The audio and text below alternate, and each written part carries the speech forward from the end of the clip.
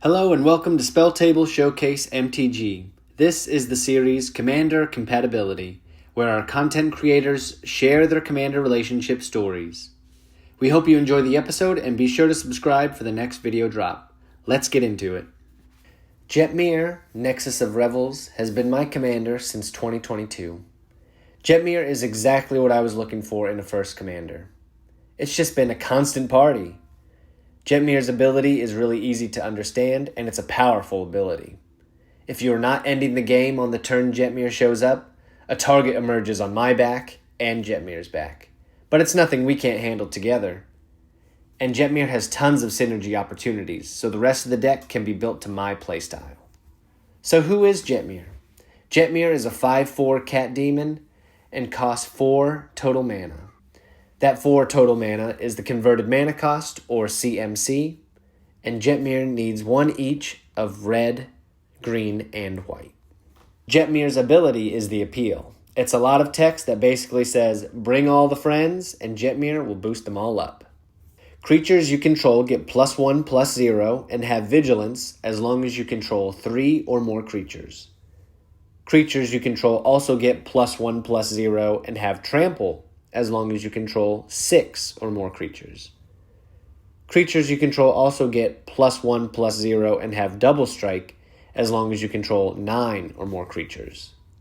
So as long as Jetmir and 8 other creatures are on the board, Jetmir is giving them all +3/+0, and they all have vigilance, trample, and double strike.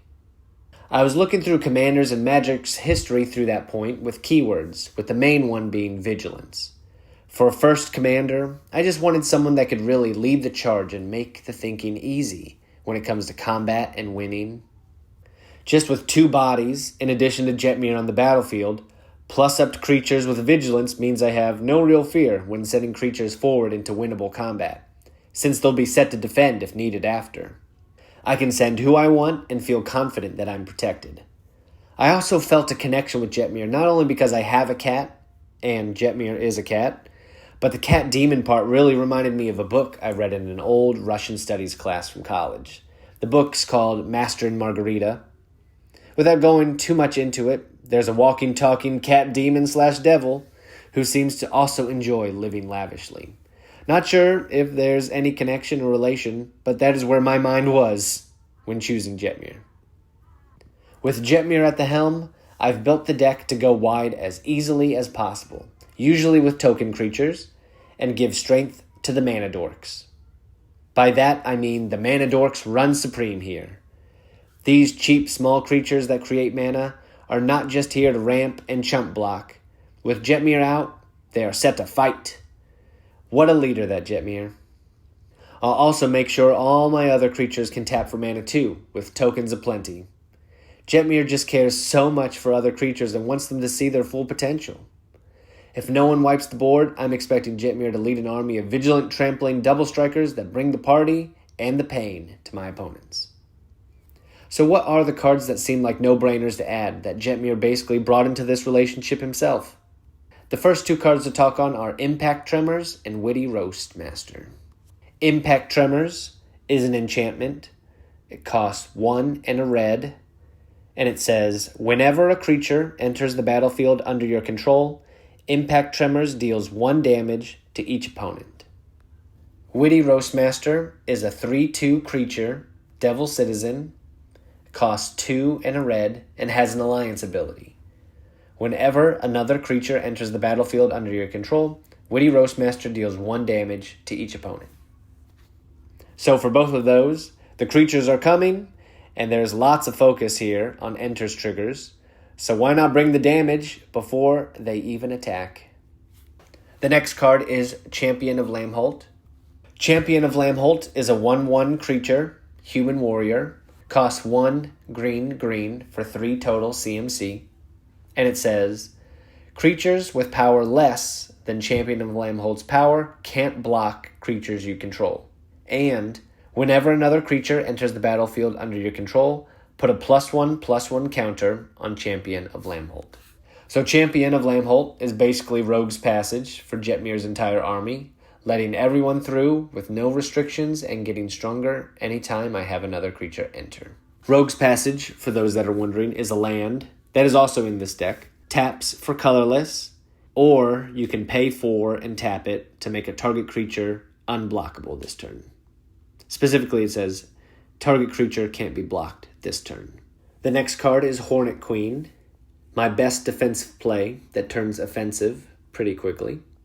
Hornet Queen is a 2/2 creature insect. It's 7 CMC total, 4 green, green, green.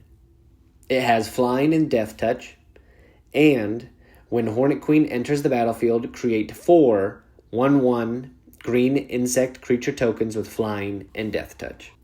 This deck also includes Artifact Mutation and Aura Mutation. There is not much focus on instance and targeting here, but it makes sense to target when the ability brings in more friends at the expense of opponent's permanents. Artifact Mutation is an instant. It costs 1 red and 1 green, and it says, destroy target artifact. It can't be regenerated. Create X 1/1 green saproline creature tokens, where X is that artifact's converted mana cost. Aura Mutation is an instant. It costs 1 green and 1 white, and it says, destroy target enchantment. Create X 1/1 green saproline creature tokens, where X is that enchantment's mana value. Rounding that list out is Cathar's Crusade. Cathar's Crusade is an enchantment, costs 5 total CMC, 3, and then white, white, and it says, whenever a creature enters the battlefield under your control, put a +1/+1 counter on each creature you control. Bring the gang and pump them up for each other friend joining in. If this is going to work, lots of dice are needed. So what cards am I bringing to this? These might be unique pet cards or just cards I feel worth bringing up to showcase the strategy. So this deck is rocking not just 1 but 2 planeswalkers. The first is Elspeth Stormslayer. Now this was a card that I was able to pool at a recent Magic Con. I don't have Parallel Lives or Doubling Season, Anointed Procession, or any of those token doublers. So Elspeth is my token doubler and one of my newest cards that I've added in.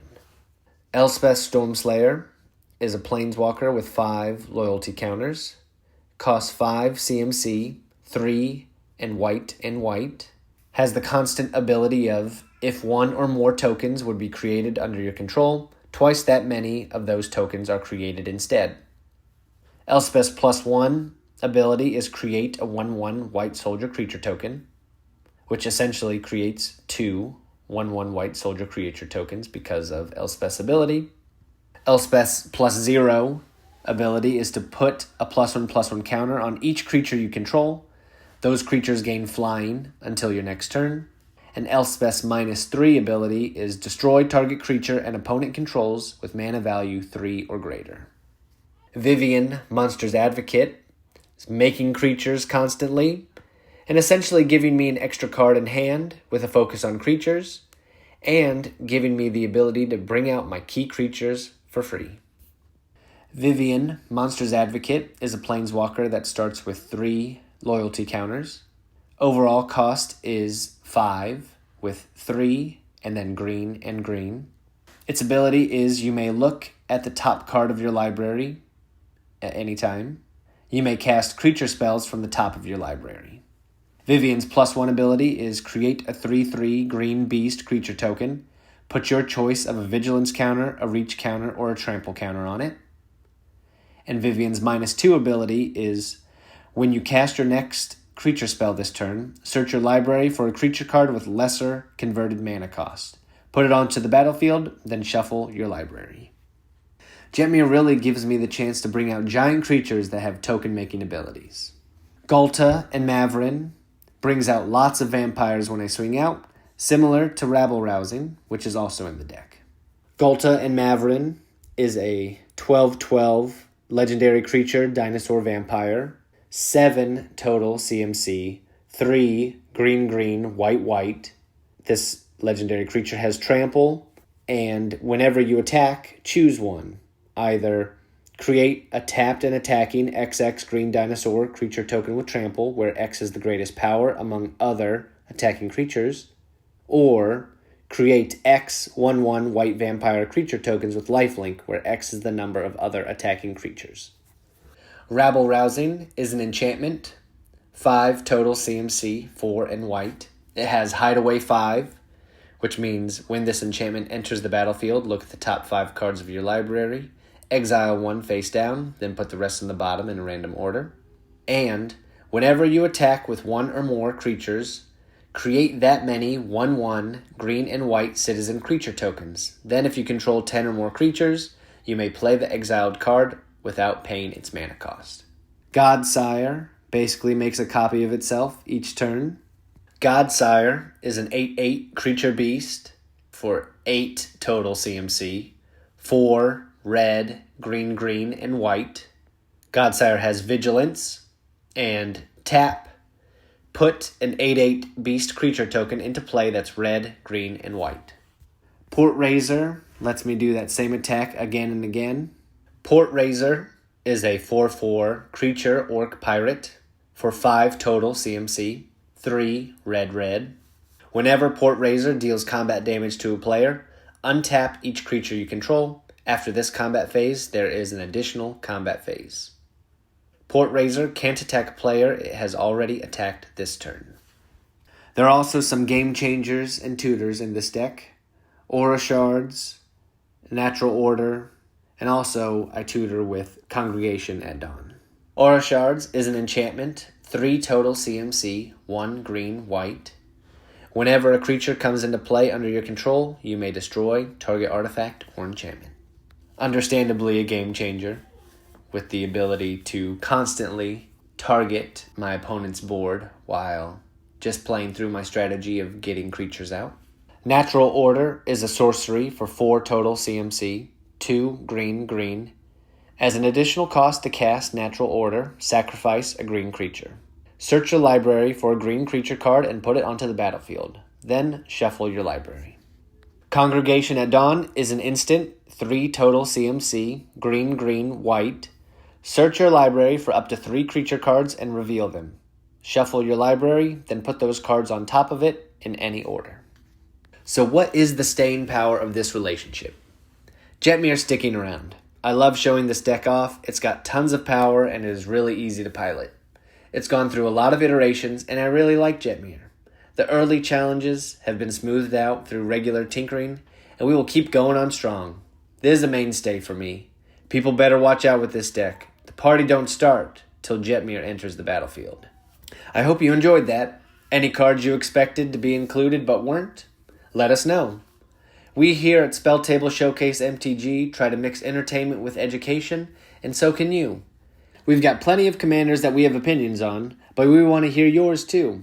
If you're interested in recording a similar video for this series and making some money off it, send an email to spelltableshowcase@gmail.com and we'll tell you what to do. We want this to be a channel for the people and also by the people. So we hope to hear from you and learn about commanders that showcase your relationship with Magic the Gathering.